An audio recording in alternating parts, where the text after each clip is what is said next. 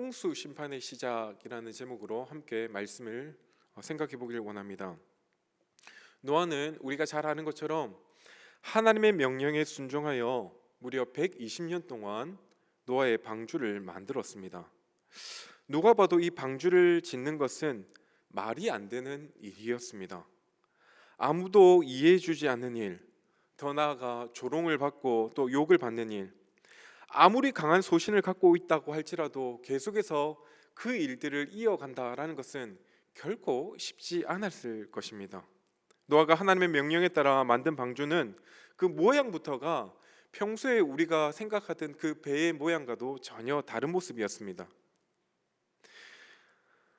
제가 작년에 켄터키에 있는 이 노아의 방주, 실제로 그 성경대로 지어진 노아의 방주를 한번 방문할 일이 있었습니다. 그 방주에 가보니까 그 배 모양이 참으로 독특하였습니다. 다른 것보다 배 모양이, 배가 이렇게 큰 배를 노아가 직접 만드는 것도 참 신기했지만 배 모양이 보통 이렇게 생겼는데 그 위에 다 덮여 있어서 아무것도 위에 보이지 않았던, 그러니까 배 모양 자체도 특별했고 그 안에 보니까 실내도 3층으로 되어 있으나 나침반도 없고 키도 없고 조종관도 없었습니다. 그러니 이 독특한 모양의 배를 120년 동안 노아가 만들고 있으니까 이 일을 이해해 줄 사람은 아무도 없었을 것입니다. 그러나 그는 묵묵히 자신의 일을 감당해 나갔습니다. 이렇듯 세상 사람들이 보기에는 우리의 믿음은 때로는 비합리적이게 보이고 비이성적이게 보일 수 있습니다. 그러나 눈에 보이지 않고 귀에 들리지 않고 상식으로 이해되지 않는다고 할지라도 그것이 바로 하나님의 명령이기 때문에 행하는 것이 믿음이다라고 생각되어집니다. 하나님의 말씀이니까 그저 순종하며 나아가는 것입니다. 이것이 바로 우리의 믿음입니다. 오늘 1절 말씀에 보면 여호와께서 노아에게 이르시되 너와 내 온 집은 방주로 들어가라. 이 세대에서 내가 내 앞에 의로움을 내가 보았음이니라. 방주를 다 지은 노아에게 하나님은 그와 온 가족이 방주에 들어가라라고 명령하셨습니다. 아무리 자기가 수영 전문가고 수영을 너무나도 잘하는 사람일지라도 홍수가 나면 아무 소용이 없습니다. 방주에 들어가야 살 수 있습니다. 이번에 한국에 정말 서울 경기 지역에 비가 엄청나게 왔습니다. 듣기로는 115년 만에 이렇게 비가 기록적으로 많이 온 건 처음이라고 할 정도로 삽시간에 물난리가 났는데 피할 겨를도 없이 불이 터지니까 감당할 방법이 없었다는 것입니다. 그로 인해 많은 인명 피해가 일어났다는 것을 뉴스로 듣기도 했습니다. 이렇듯 홍수가 나면 아무리 수영의 실력자라고 할지라도 방법이 없다는 것입니다. 오직 방주에 들어가야만 살 수가 있는 것이었습니다. 근데 하나님은 왜 노아에게만 이런 복을 허락해 주셨을까요? 1절 말씀처럼 이 세대에서 내가 내 앞에 의로움을 내가 보았음이니라. 이 말은 내가 보니 이 세상에서 의로운 사람이라고 찾아보니까 너밖에 없었다라는 의미라고 볼 수 있죠. 그런데 정말 여러분 생각할 때에 노아가 하나님 앞에 의인이었다라고 온전히 여겨주십니까? 물론 그 당시 많은 사람들에 비하여 의인은 맞습니다.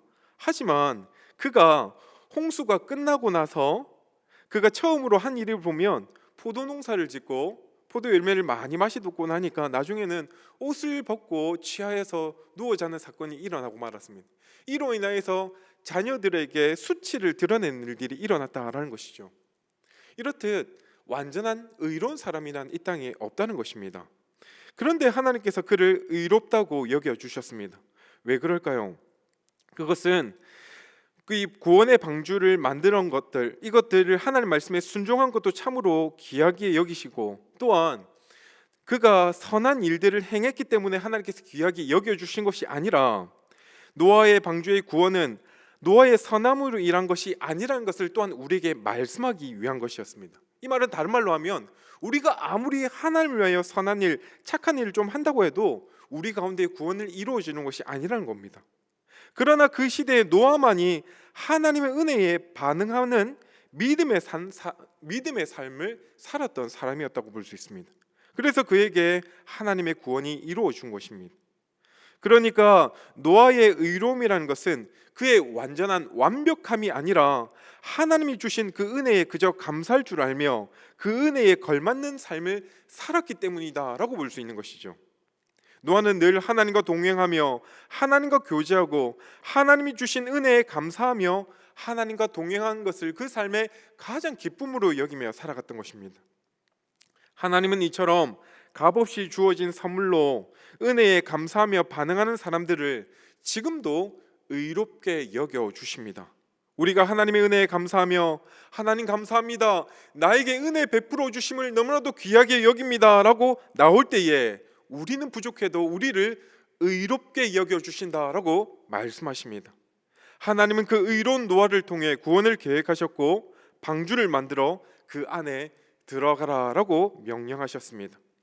여기서 우리는 또 한 가지 하나님의 약속이 신실하심을 우리에게 보여주고 있습니다. 인간은 아무리 착하고 성실하다고 할지라도 때로는 몇 번은 거짓말하고 때로는 한두 번 배신할 수가 있습니다. 아무리 착한 사람이라고 할지라도, 그렇게 살려고 노력할지라도 그 사람들을 바라보기에, 우리가 그 사람을 바라볼 때에 때로는 실망할 수 있습니다. 우리 모두가 마찬가지입니다. 우리가 예수를 아무리 잘 믿는다고 할지라도 그 사람을 통해 우리가 때로는 실망할 때가 있더라라는 것입니다. 그러나 우리가 믿는 하나님은 결코 그렇지 않습니다. 그 하나님은 변함없이 신실하신 분입니다. 그가 한 약속은 반드시 이루시는 분이십니다. 우리가 어떻게 그것을 잘 알 수가 있습니까?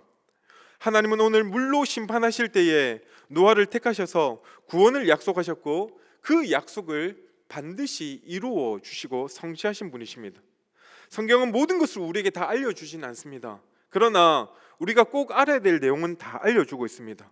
그때 물로 세상을 심판하였는데 성경을 잘 읽어보면 후에는 불로 심판하신다라고 되어 있습니다. 그때 하나님은 예수 믿고 의로운 사람이 된 하나님의 자녀들을 구원해 주시겠다라고 약속하셨습니다. 노아와 그의 가족들이 홍수에서 구원받게 된 것처럼 누구든지 예수님을 주로 믿는 자는 구원을 얻는다라고 하나님은 약속해 주셨습니다. 그러므로 우리는 그 하나님의 약속을 믿고 신실하게 주를 믿어야 될 줄 믿습니다. 두 번째로 2절과 3절을 보면 너는 모든 정결한 짐승은 암수 7씩 부정한 것은 암수 2씩을 내게로 데려오며 공중에서도 암수 7씩을 데려와 그 씨를 온 지변에 유전하게 하라. 창세기 6장 19절을 보면 암수 한 쌍씩을 남겨두게 하셨습니다. 그런데 여기 보면 정결한 짐승은 암수 7씩을 남기게 하셨습니다. 왜 그랬을까요? 하나님이 굳이 많은 동물들이 필요 없었습니다. 분명히 종을 이룰 수 있도록만 유전하게 하면 되는 것인데 왜 암수 7씩을 데려오라라고 하셨을까요? 그것은 다른 것이 아닌 하나님께 제사 지내기 위해서입니다.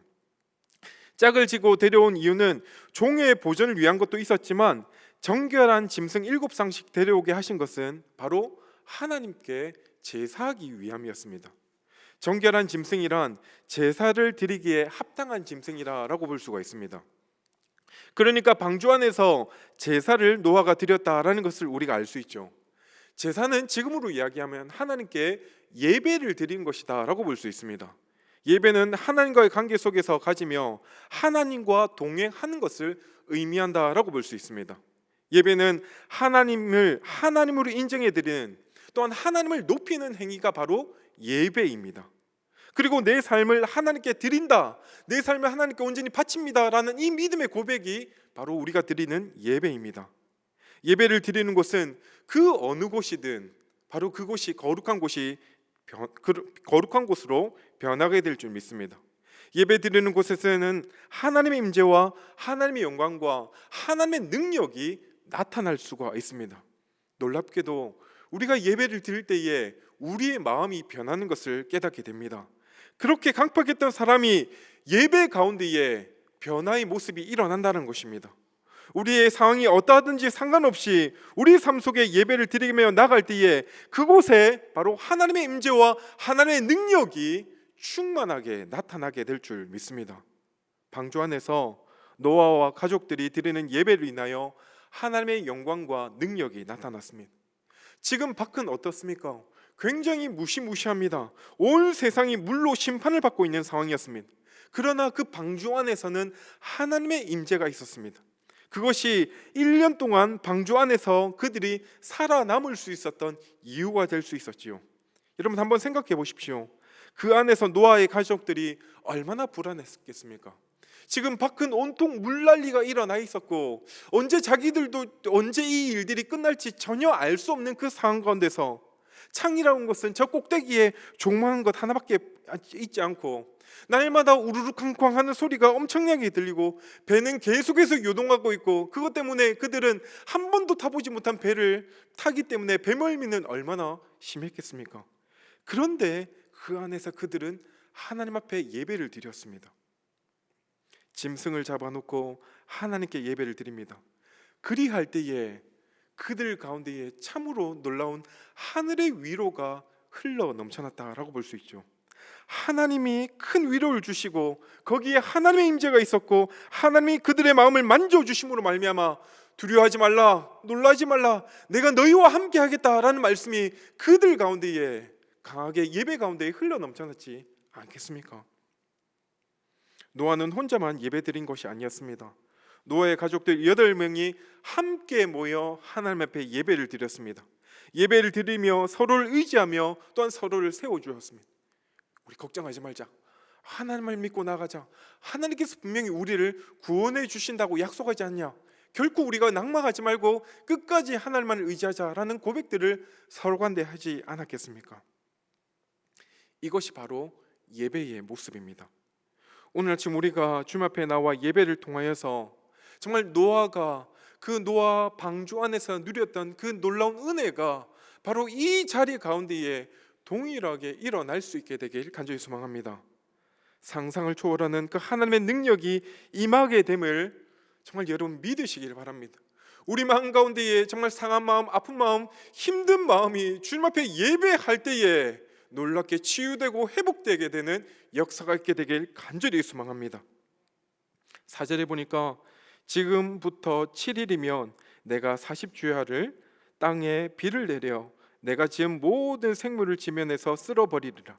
노아가 여호와께서 자기에게 명하신 대로 다 준행하였더라. 노아에게 이제 7일이 남아 있습니다.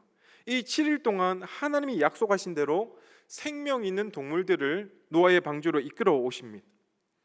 하나님이 약속하신 내용들은 그대로 다 성취되었습니다. 그 많은 짐승들이 어떻게 7일 안에 이 방주 안에 다 들어갈 수 있었을까요? 이 세상에 사는 많은 동물들을 하나님께서 다 불러 모으셨을 때 7일 만에 그것이 어떻게 다 가능할 수 있을까? 인간의 생각과 인간의 상상으로는 도저히 불가능한 것처럼 보입니다. 이것은 자연 법칙이나 우리의 상식으로 생각하면 당연히 이건 말이 안 된다 의심할 수밖에 없는 상황이었죠. 우리의 상식과 이성으로는 이 심판이 있다, 물로 심판하신다는 이 사실조차도 믿을 수 없고 또 일주일 안에 이 모든 짐승을 다 방주 안으로 들인다는 것도 상상할 수 없는 일이었습니다. 또한 그 많은 짐승을 어떻게 방주 안에서 1년 동안 살게 한다는 그 자체도 말이 안 되는 것처럼 보입니다. 그런데 하나님께서 그렇게 하셨습니다. 불가능을 가능케 하시는 그 하나님의 말씀이 있기에 이 일도 가능한 줄 믿습니다. 이렇듯 우리가 때로는 성경을 읽다 보면 어떻게 이것이 가능할까? 어떻게 이것이 가능할 수 있을까에 대한 의구심이 들 수 있고, 특별히 믿지 않는 사람들이 성경을 보면 다 허구인 것처럼 보이고 다 의심의 내용들밖에 없어 보인다고 할지라도 하나님의 말씀이기에 우리는 그것을 믿음으로 반응하며 아멘으로 화답할 수 있는 줄 믿습니다. 이어서 6절에서 9절 말씀에 보면 이 일들이 7일 동안 이루어졌는데 그 7일 동안 이루어지는 그 상황 가운데에 비가 한 방울도 내리지 않았습니다. 하늘에 구름이 보이거나 빗방울이 보슬보슬 내리는 것이 전혀 아니었다라는 것이죠. 마치 이것은 이스라엘 백성들이 출애굽 이후에 이제 약속의 땅 가나안 땅에 들어갈 때에 제일 처음 만났던 여리고성을 돌 때도 마찬가지인 것처럼 보입니다. 그들이 여리고성을 하루에 한 바퀴씩 돌 때에 여리고성이 조금씩 금이 간 것이 아니었습니다. 마지막 7일 때 7바퀴를 도는 그 순간까지 조금의 틈도 보이지 않았고 조금 더 요동도 없었다는 것과 똑같은 상황이었습니다. 7일 동안 비가 올 징조가 전혀 보이지 않았습니다. 우리가 아무리 하나님 말씀대로 살고 또한 명령대로 살고 부르심과 소명대로 산다고 할지라도 아무것도 우리 앞에 보이지 않을 수가 있다는 이야기입니다. 하나님의 뜻대로 살고 있는데 나는 왜 이렇게 힘들고 어려운가? 왜 사람들이 알아주지 않는가라는 생각들이 들 수가 있다는 것입니다.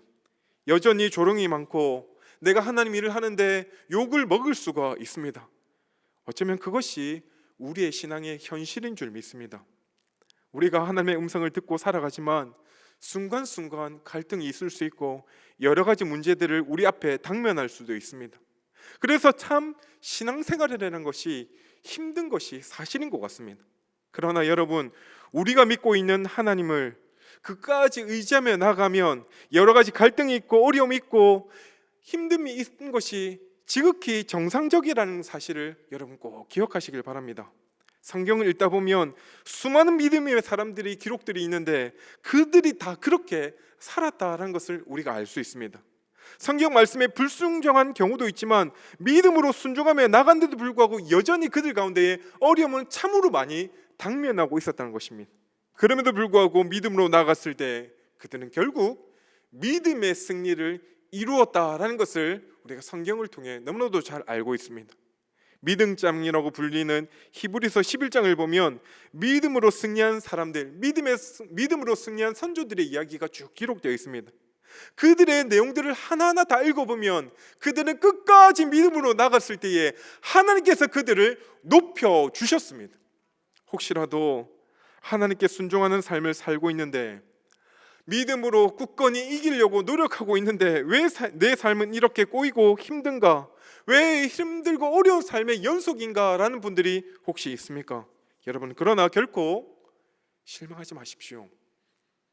하나님께서 지금도 여전히 여러분을 붙들고 계심을 믿으시길 바랍니다. 나의 인생 가운데 가장 최고의 타이밍을 찾고 있으며 하나님의 때에 하나님의 놀라운 역사가 여러분 가운데 반드시 이루어지는 것들을 믿고 결코 낙심하지 말고 인내함으로 하나님을 믿으시기를 간절히 소망합니다.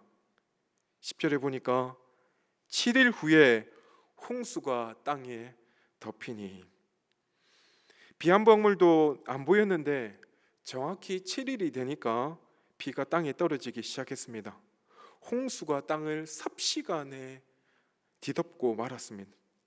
이렇듯 하나님의 약속은 신실하시기 때문에 그 약속을 반드시 이루어 주시는 분이십니다. 우리가 믿음으로 사는 동안 의심도 많고 갈등도 많고 또한 사람들로부터 비난도 받고 조롱도 받고 욕도 받지만 갈등도 심할 수 있지만 내가 하나님 앞에서 믿음으로 선택한 것이기 때문에 의심하지 말고 뒤돌아서지도 마시길 바랍니다. 그것이 바로 믿음의 길이고 그것이 축복의 길입니다. 내가 선택한 일이 진정으로 하나님의 복을 받는 일이며 기뻐하신 일이라고 확신이 든다면 결코 그것을 포기하지 말고 끝까지 인내하며 나가시길 바랍니다. 하나님이 반드시 여러분과 함께하여 주실 것입니다. 이 길을 갈 때 비록 옆에서 박수 쳐주는 일이 없다고 할지라도 묵묵히 여러분 꼭 그 길을 걸어 가시길 바랍니다. 마지막으로 11절 12절을 보니까 노아가 600세 되던 해 둘째 달 곧 그 달 11의 날이라. 그날에 큰 기품의 샘들이 터지며 하늘의 창문들이 열려 40주야를 비가 땅에 쏟아졌더라. 여기 보면 하늘의 창이 열려 물이 쏟아붓고 또한 바다와 땅의 경계가 흐트러지고 40일 동안 밤낮으로 계속해서 비가 내리는 것을 보게 됩니다. 120년 동안 노아가 방주를 만들 때 그렇게 될 거라고 생각했던 사람은 아무도 없었습니다. 어쩌면 노아도 하나님의 명령 때문에 순종함으로 산 꼭대기에 방주는 만들었지만 이렇게 하나님께서 심판하실 것이라고는 그 역시도 완전히 상상치 못했을 것입니다. 이 홍수는 인간의 이성과 자연 법칙으로는 도저히 이해가 되지 않는 것들이었습니다. 그러나 우리가 아는 것은 이것은 사실이었습니다. 내가 믿느냐 안 믿느냐가 중요한 것이 아닙니다. 이것이 진짜로 일어나느냐가 중요한 것이죠. 사람들이 비가 오긴 뭘 오냐, 노아 너 자신 분명히 헛수고하는 것이다, 조롱하고 비난하는 것이 중요한 것이 아니었습니다. 분명히 하나님의 때에 정확히 그날 비가 왔다는 것입니다. 홍수가 났습니다. 이것이 팩트라는 것이죠. 내가 믿고 있는 것이 사실인가 하는 것이 참으로 중요합니다. 그러기에 인간의 이성이나 상식의 속삭임, 사람들의 이론에 따라 결코 오락가락할 필요가 없다는 겁니다. 우리가 관심 가져야 될 것은 변함없는 하나님의 말씀인 줄 믿습니다. 그래서 우리는 1.1핵도 틀림없는 이 하나님의 말씀을 끝까지 믿어야 됩니다. 세상은 변하고 세월은 흘러갈지라도 이 약속하신 하나님의 말씀은 이 땅 끝나늘까지 영원히 변함없으심을 여러분 꼭 믿으시길 바랍니다. 그 말씀에는 역사에는 반드시 종말이 있다, 반드시 심판이 있다라는 것을 우리에게 말씀하고 있습니다. 그렇다면 그날이 오기 전에 우리가 해야 될 일이 무엇일까요? 오늘 노아가 그러했던 것처럼 날마다 하나님과 동행하는 삶을 살기에 힘써야 됩니다. 이 땅을 사는 날 동안 노아와 같이 이 의로운 삶, 이 의롭다는 것은 완전한 삶이 아니라 하나님께서 우리에게 주신 그 믿음에 대해서 믿음에 반응하며 믿음에 감사하는 삶을 살아간다는 것입니다. 그렇게 믿음에 반응하며 살아갈 때에 하나님께서 우리를 구원의 길들로 인도하게 될 줄 믿습니다. 특별히 나 혼자 구원받고 됐다는 것이 아니라 어떻게든 우리가 이 세상 살아가는 동안 한 명의 영혼이라도 주님께로 더 데려오기 위해 힘쓰는 삶을 우리가 살아가야 된다는 것이죠. 오늘 노아와 그의 가족은 구원의 방주로에 들어감으로 말미암아 하나님의 심판 가운데서도 구원을 받았습니다. 간절히 바라기는 우리 모두가 그 하나님의 심판 앞에서 노아의 가족처럼 참단 구원을 받음으로 영원토록 하나님만을 예배할 수 있는 우리 모든 성도들 되길 주의 이름으로 간절히 축원합니다. 오늘 노아와 그의 가족들이 구원받고 이 세상이 심판받았습니다. 그러나 그들은 그 방주 안에서 세상이 주지 못한 참 평안과 안식 가운데 하나님 앞에 예배하였습니다. 예배할 때에 세상과 나는 간고도 없고 구속한 주만 보인다는 그 믿음의 고백이 바로 오늘 우리의 고백이 되어서 오늘도 우리가 예배드리는 이 한 시간 가운데에 하나님께서 내 마음을 만져주시고 나에게 은혜 베풀어 주셔서 점원을 나가는 순간 내가 받은 그 구원의 감격을 아직도 알지 못하는, 아직도 그 구원의 감격을 누리지 못한 이들에게 주의 복음을 증거할 수 있는 우리 모두가 되길 주의 이름으로 간절히 축원합니다.